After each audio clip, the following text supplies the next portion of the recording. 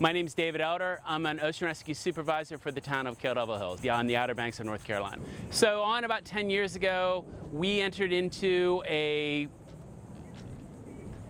bit of a project with the National Weather Service, took on a doctoral student searching for the possibility of being able to model rip currents using this town, the town of Kill Devil Hills, and our rescue data, wave data, our hazard data to understand whether we could weight the variables that are consistent that cause rip currents to form, and that would be tide, time of tide, wind, tide height, high and low, and then also swell height, high and low, to try to develop a matrix so that it was a model that was workable in this area. That model did prove to be quite effective and was the basis for now a national rip current model. That national rip current model was experimental for years. We have now moved out of the experimental phase, and that model is the national rip current model, effective in all coastal areas, anywhere with a significant water exposure. National Weather Service made it the national model this spring, so that would have been in April of this year. We started the initial research was done in a hindcasting format.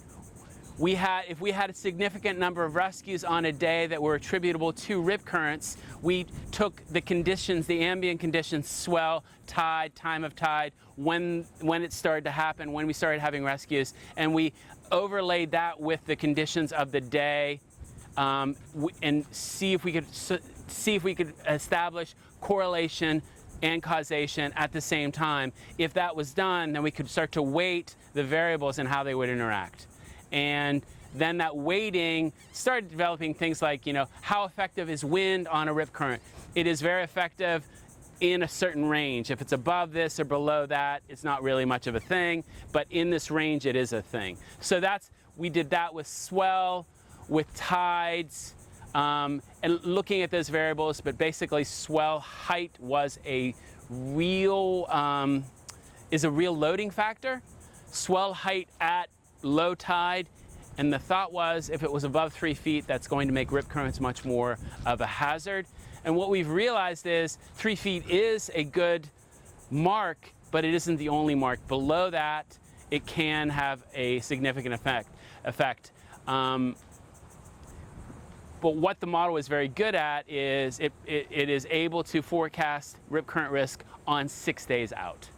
And that, to me, is a very good tool, not necessarily for us here because we do this every day, but for people who are the lay public going to the beach in an area where there may not be lifeguards in a predictable distance down the beach, or where there are no lifeguards at all. They can get a good idea of when the rip currents are going to be pulling, and if it is indeed a hazard they need to be concerned about. It's always a great day to swim if you are okay in the conditions that exist. So it's an inherently unsafe environment. But what we're always looking at is we're looking at swell. Right now we're looking at a reasonably regular swell coming in. It is small, but it's an inviting wave. It looks fun.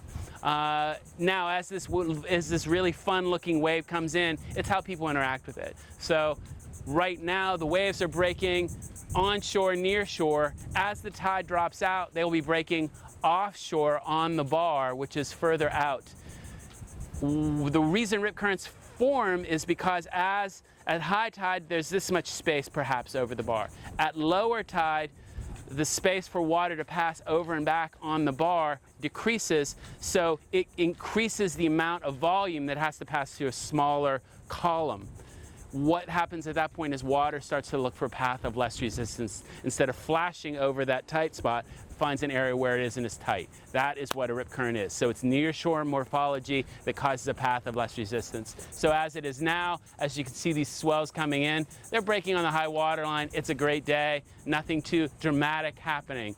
But when the tide drops out, a set comes in, that energy pulls up on the beach. A wave is truly a wave of energy that pulls up on the beach. It's going to look for a way to get out. If you're in that area, and if you are moving with the water as it's getting out, best thing to do is swim parallel to shore out of it, swim toward the shallower water. The shallower water is denoted by the breaking wave.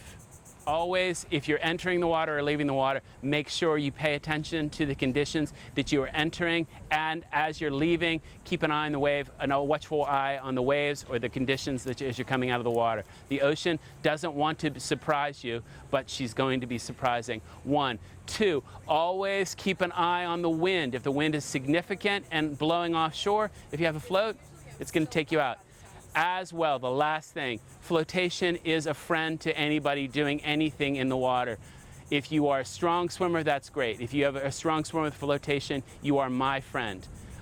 Please use flotation. Never attempt a rescue without flotation.